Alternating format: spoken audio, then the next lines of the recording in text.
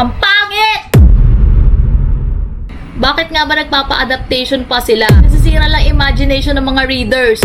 Ever magkakaroon ba ng offer na ma-adapt into movie? Papayag ba ako? Ang sagot guys is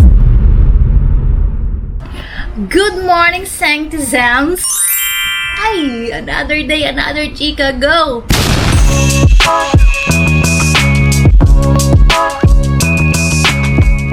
Hi guys! Welcome back to another Chika Minute.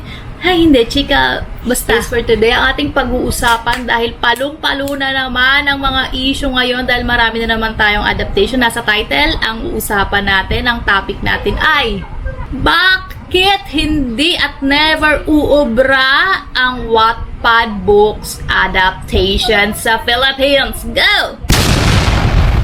Number 1, hindi na agad mag-ano, hindi na tayo magpapaligoy-ligoy pa kasi lowbat to. Hindi ko alam ba't ba.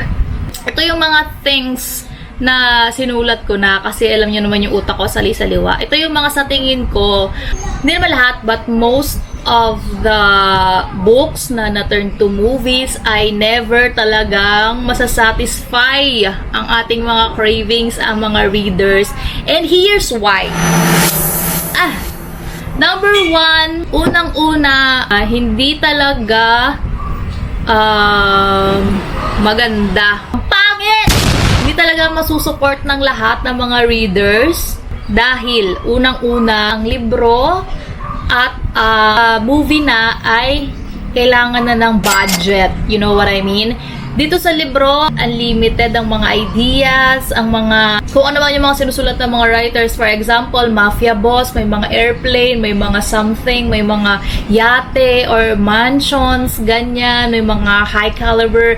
Alam niyo na, sa mga mafia na libro, pag napunta na tayo sa film, ay kailangan na syempre natin ng budget. So, sadly, no, sa Pilipinas ay hindi gagaya na sa Korea or other countries na talagang ginagastusan nila talaga yung production ng mga movies nila, any movies, ganyan. Talagang bigay todo, meron pa yung support ng government sa kanila, ganun. But sadly, here in the Philippines, wala tayong ganun. And depende na lang kung talagang gagastusan ng production para lang ma-meet yung expectations ng mga manunood and mga fans and everything. So, ayun. Yun ang sa mga things na i-consider ay yung walang budget. Kaya hindi lahat ng nasa libro ay magagawa into movies. Okay, number 2. Number 2 guys, sa libro, syempre author lang yung utak na gumagana. Pagdating sa movies, marami na, may producer, may movie director, may scriptwriter. So marami ng tao yung tatrabaho nung isang libro na gagawin nga ng movie. And syempre, kapag ka ganun, marami ng utak na papasok. So, kung ano yung sa libro, syempre may mga pagbabago doon sa magiging movie. May mga papalitan ng scenes, ganyan, or kaya naman ititweak, or hindi talaga siya. Kung ano yung nasa libro, yun yung ilalagay sa movie. Ganun lang. Simple. Hindi lahat ng gusto mo masusunod. Ay, next reason, number 3, kung bakit ang pangit o kaya hindi talaga swak na swak at never magiging swak at never magiging perfect. Okay? Not all, but you know what I mean, mostly ng mga libro. Number 3, I think, is the time constraint. Siyempre, sa movie, for example, ako, di ba, mahaba akong magsulat. Siguro yung pinakamahaba kong sulat is 82 chapters. Ang daming mga scenes doon, or mga chika, dialogues, or something na talagang punong-puno yun. But sa movie kasi, for example, 1 hour or 2 hours lang yung duration ng movie. So, hindi lahat ng nandoon ay malalagay dito. Syempre, may mga ibang readers na favorite yung ganitong scene, ganun. Hindi siya lahat malalagay dito. So, minsan ayun yung mga talagang hindi gusto ng readers. Kasi syempre, kung mahal na mahal nila yung ganitong libro, tapos mapapanood nila sa ganito, it will only lead to disappointments and more disappointments. Okay, so, hindi talaga. Number 4, ito yung, sinabi ko na to sa post ko nung lumabas yung Hot Maria Clara issue.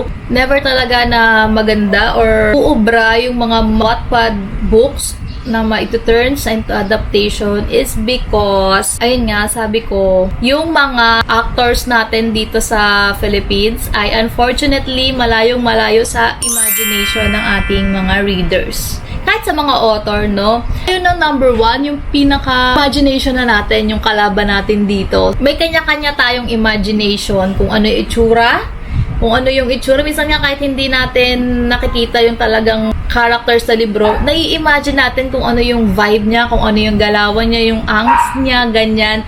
So, minsan, kilala na natin yung artista at hindi talaga ka-level, talagang disappointment lang ang mangyayari. So, hindi talaga siya uubra. And also, kung nag-i-imagine tayo, syempre, sobrang perfect na mga ini-imagine natin. Sa totoong buhay, wala naman talagang perfect na tao, wala talagang ganon. Kaya nga, fictional, talaga nasa utak. So, ayun, hindi talaga siya uubra at marami talagang magsisay no to the movie adaptation. Lalo na kapag hindi nila gusto yung artista or hindi swak sa role niya, yung gagampanan niya. Expectation versus reality. So, magkaibang bagay yun, guys. The next reason ay, sinabi ko kanina, limited yung budget. Also, minsan kasi, kagaya niya, may mga portrayers na lumalabas yung mga libro. Kunyari, as an author, meron akong mga bet din, diba, na gaganap sa story ko. Syempre, yung mga readers, kahit minsan ayaw nila yun, basta nakitaan nila na basta syempre meron tayong kanya-kanya na ito gusto ko siya, parang bagay siya sa role, ganyan. And sometimes itong mga artista na to ay hindi afford ng production, so hindi sila nakakast. Isa lang yun sa maraming reason kung bakit hindi talaga sila yung napipili. Bakit ba nababash yung mga author na yan? Bakit nga ba nagpapa-adaptation pa sila? Sisira lang imagination ng mga reader. Ay! Ganito kasi yan, guys. For me, ito lang ay aking personal opinion as a writer, as a manunulat na talaga namang ambitious.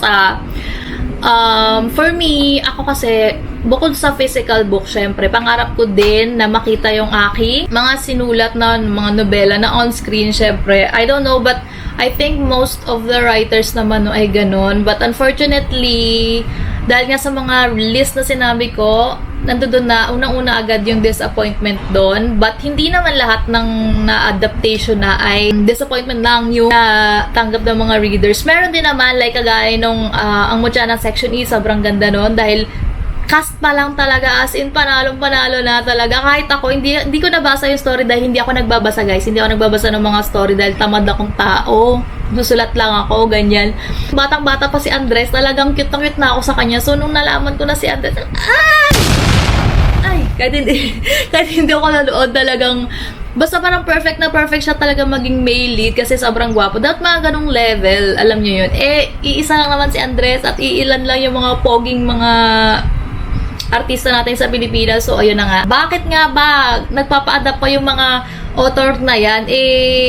Alam naman nila na maiinis lang yung mga readers dahil ang papangit ng mga dahil hindi nasusunod yung gusto natin ng mga gusto nating gumanap. Guys, ganito yan. Dati kasi, ng mga kapanahunan namin, ang mga contract kasi ng mga libro ay pag sinayin mo na yung libro mo sa isang publishing house o company, syempre, sila na yung may hawak nung ganun kasi dati, lahat ng rights kanila na. Guys, sa isang libro, may mga, may mga rights yan.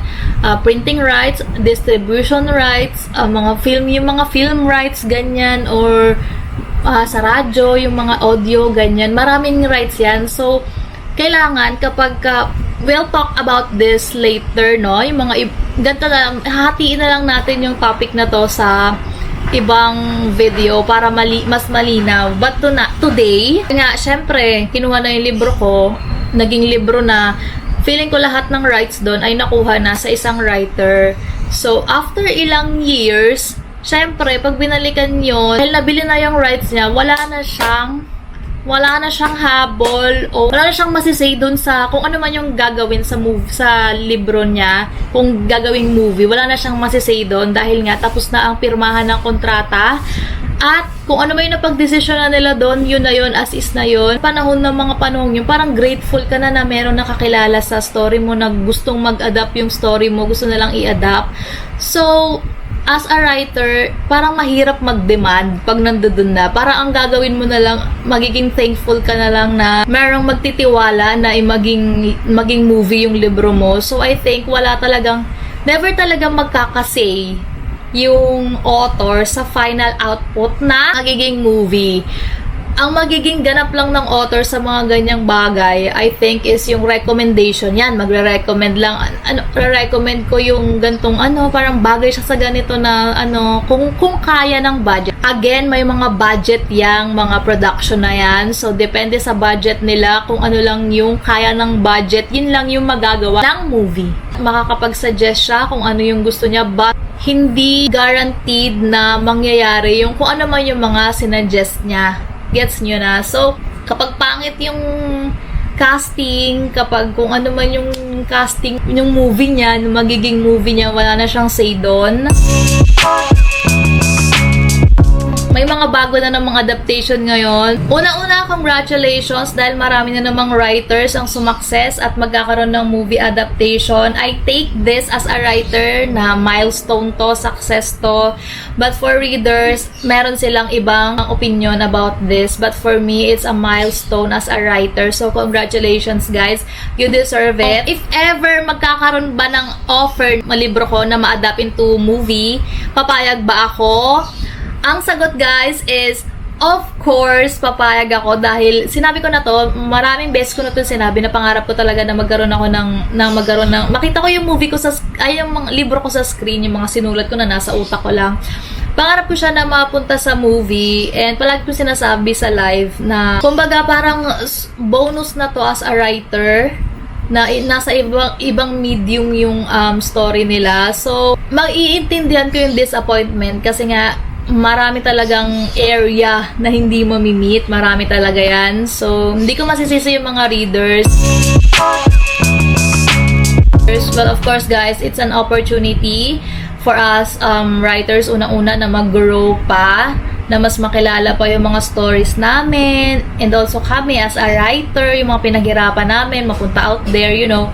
And also, in this economy, guys, alam naman natin na mahirap ang buhay, mahal na mga bilihin, guys, no? So, it's actually an opportunity to us to earn. Siyempre, writing is a job. Hindi siya basta-basta lang na passion lang, ganyan. Hirap maging writer, and I think deserve ng mga writer na mag-earn at kumita sa kanilang mga isinusulat. Lagi ko sinasabi sa live ko na kapag ako nagka-adaptation, sa mga readers dyan, meron kayong free will, pwede nyong panoorin, pwede nyong hindi, pwede nyong supportahan, but please do not bash, no? Kung wala kayong masabing maganda, i-close na lang ang mouth.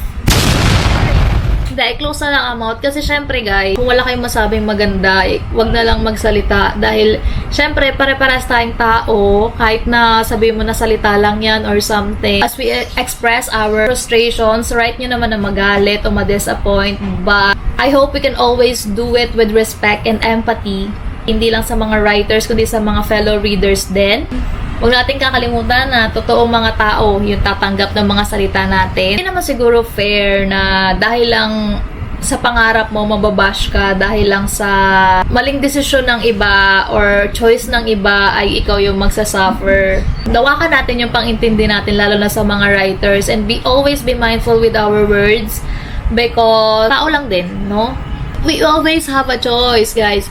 Kung ayaw nyo, may free will tayo, wag yung panoorin, wag yung suportahan, it's totally okay, but hayaan nyo yung iba na gusto na sumuporta kahit man lang sa pagmamahal nila sa writers, no? Wag naman sana yung sobrang bashing. I know may mga taong dapat i-bash may mga taong dapat i-bash, pero wag naman sobra. I mean, hindi naman bash, parang ipaalam nyo sa mga tao na hindi okay yon, pero be mindful with your words. Ipaalam nyo lang na mali sila, na mali yung choices nila, na sa susunod dapat hindi ganito. But kung walang magandang masabi, do not engage na lang. Please always be respectful. Piliin natin laging maging mabuti, yun lang. Parang yun lang yung pinaka-take ko.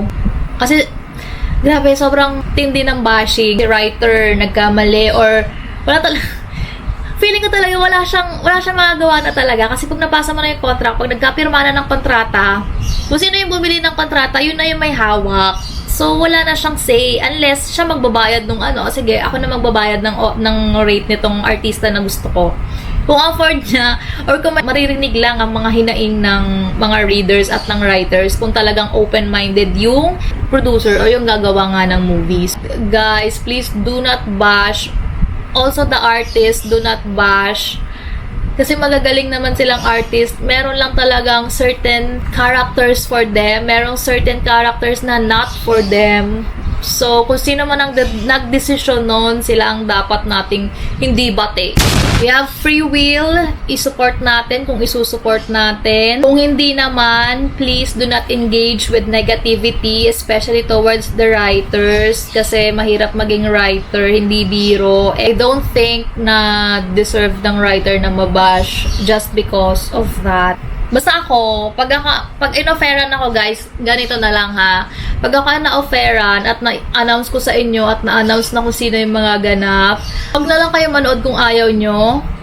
Or kung kahit ayaw nyo at mahal nyo ako guys, ganun na lang dapat. Kahit sa lahat ng mga writers, no? Kahit sa lahat ng mga readers at mga fans ng writer, ganito na lang ang gawin ninyo. Kung ayaw ninyo ng cast, do not watch it. Maging masaya na lang kayo sa writer. Isipin nyo na lang na ay, nakakain siya or may maipakakain siya sa pamilya niya.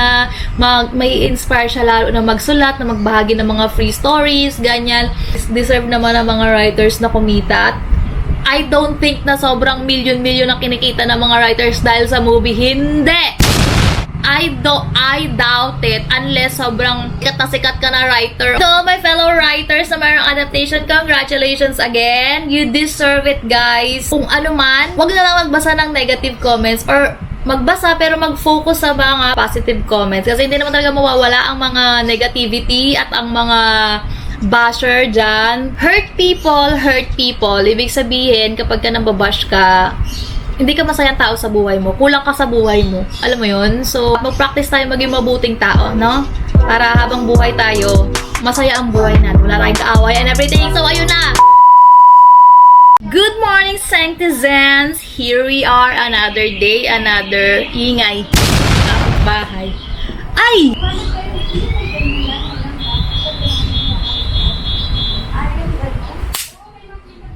Ay! Another chismis. Kapitbahay.